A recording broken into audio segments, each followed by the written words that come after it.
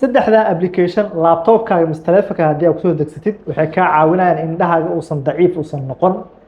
application koowaad waxaa leedahay strategy 30 daqiiqo walbaba wuxuu kusoo xasuusinaya indhahaaga inaad wareejisid oo nasiima u samaysid si indhahaaga ay u nastaan.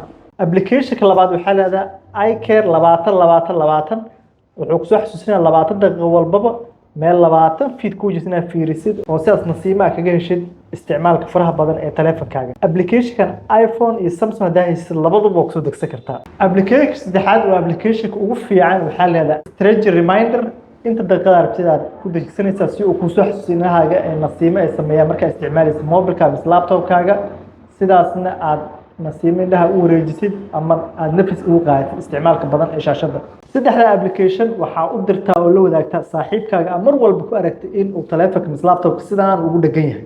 ugu dambeyntii waxaan rabaa inaan ku xasuusiyo xarunta daryeelka indhaha waxay ku taalaa magaalada Muqdisho warta nabadda isgoyska Florence dhanka 15 May. waxaa kugu diyaaraa dhammaan noocyada kala duwan ee muraayadaha aragga iyo xaragada loo isticmaalo iyo baaritaan guud oo daryeelka indhahaagana diyaar ayaan kula nahay.